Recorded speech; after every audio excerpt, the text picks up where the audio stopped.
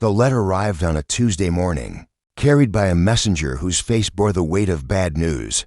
James Wellington set down his cup of imported coffee and broke the wax seal with trembling fingers. His worst fears materialized in Thomas Hartwell's familiar scrawl. *, My dear James, if you are reading this, then I have finally succumbed to the fever. There is something I must ask of you, something that weighs heavier on my conscience than my own approaching death. * James had known Thomas since their days at Cambridge, where they'd shared dreams of adventure and fortune in the colonies. While James had inherited his father's shipping empire, Thomas had followed his heart to India, working as a doctor among the poor. Now, at 28, James found himself reading his dearest friend's final request. * You must think me mad, but I beg you to marry my sister Eleanor. She has no one else, James. Our parents died of consumption 3 years past, leaving her with nothing but debts and a cottage that barely keeps out the rain. She refuses my money. You know how stubborn the Hartwells can be. She works as a seamstress, now ruining her eyes by candlelight to earn a few shillings. * James paused, remembering Eleanor Hartwell from their childhood. She had been Thomas's younger sister, quiet and serious, always trailing behind them during their summer adventures.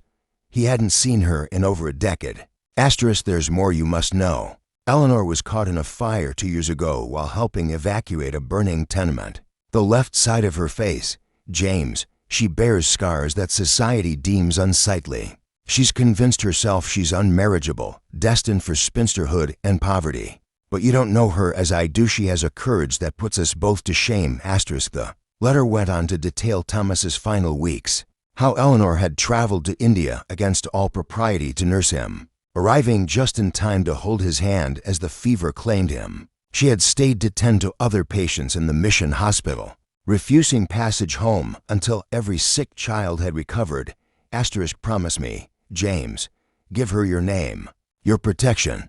You needn't love her. God knows she expects nothing of the sort, but give her a chance at dignity, at a life beyond mere survival.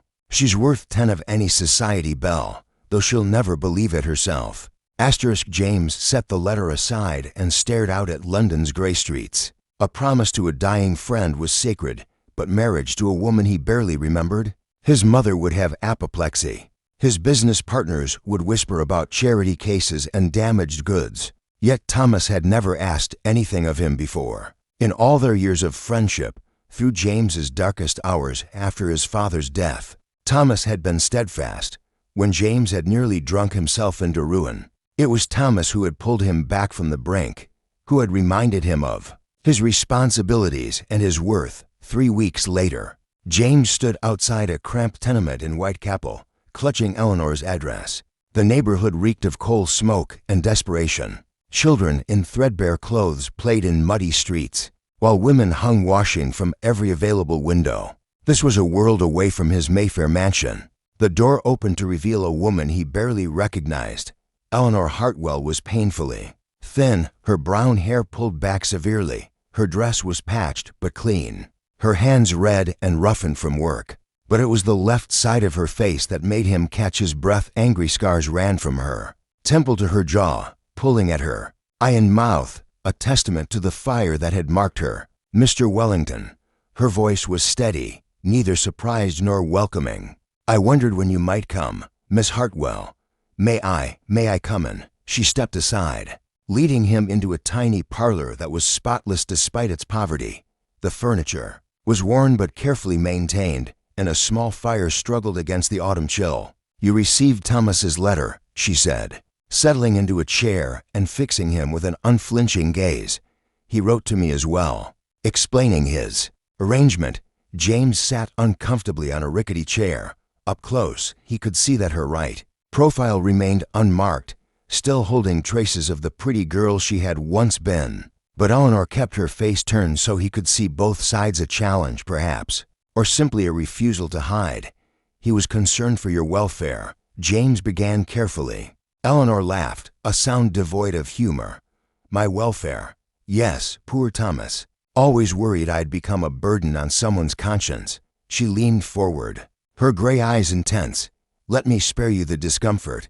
Mr. Wellington, I know why you're here, and I release you from any obligation you feel toward my brothers. Memory, I'm not here from obligation alone. No, then why? The question hung between them. James found himself studying her face, noting the intelligence in her eyes, the proud set of her shoulders despite her circumstances. Because Thomas was right. About you. You did go to India, didn't you? Alone, unchaperoned. To nurse him through his final illness. Color rose in her unscarred cheek. He was my brother. And when he died, you stayed to help others. The children were sick. There was no one else. There's always someone else. You chose to stay. Eleanor rose abruptly, moving to the small window that overlooked the grimy street. Mr. Wellington, I appreciate your kindness, but I won't be anyone's charity case. I manage well enough on my own. Do you? James's voice was gentle but firm.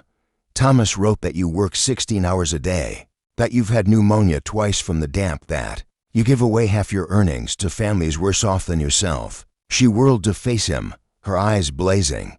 He had no right. He had every right. He loved you. James stood, crossing to where she stood. As did I, once. We all played together as children. Remember, you used to follow us on our adventures, brave as any boy. You climbed higher trees, crossed more dangerous streams. Thomas used to say you had the heart of a lion. That was a long time ago, was it? James reached out slowly, giving her time to pull away, and touched the scarred side of her face. She flinched but didn't retreat. These marks, you got them saving strangers, children who meant nothing to you beyond the fact that they needed help. Tears gathered in Eleanor's eyes, but her voice remained steady. Pretty words, Mr. Wellington, but we both know the truth. I'm damaged goods, scarred, poor, already 24, and on the shelf. Why would a man like you shackle himself to someone like me? Because, James said quietly, someone like you is exactly what a man like me needs. The silence stretched between them, outside. Children's laughter mixed with the calls of street vendors. Life continuing in its chaotic way while two souls stood suspended in possibility. I won't pretend this would be a love match, James continued, but it could be a partnership. You need security, protection from a world that judges harshly.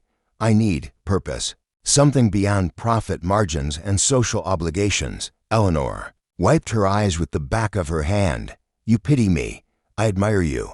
There's a difference. Your family will never accept me. My family will accept whom I choose to marry. Society will whisper. Society always whispers. At least they'll have something interesting to discuss. Despite herself, Eleanor smiled the first genuine expression James had seen from her. It transformed her face, making the scars seem less like damage and more like battle honors. You're serious about this, she said, completely. She walked to a small desk in the corner and pulled out a letter. Thomas wrote to me too. You know, about you. She handed him the worn pages. He was worried about you as well. James read his friend's familiar handwriting, Eleanor. You must not judge James too harshly for his comfortable life. Beneath that polished exterior beats the heart of a man who has forgotten how to truly live.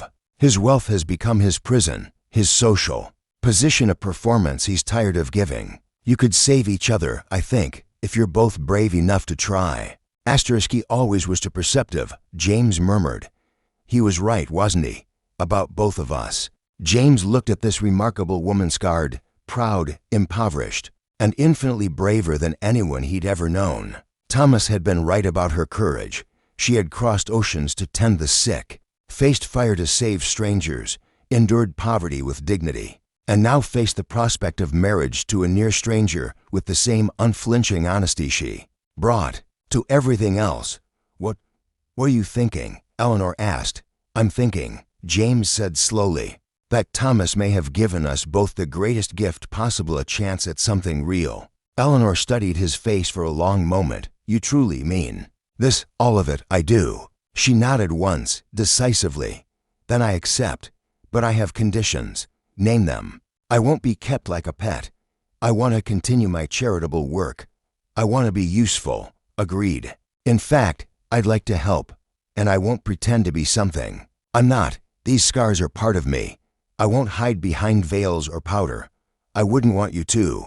And if you ever look at me with pity or regret, Eleanor. He caught her hands in his. If anyone should worry about regret, it's you. You're getting a man who's forgotten how to be anything but what society expects. You're the one taking the greater risk. She squeezed his hands. Then we'll learn together, won't we? How to be real. 6 months later, James stood in the small church in Eleanor's parish, watching his bride walk down the aisle unescorted, her head high, her scars unconcealed. She wore a simple dress of blue,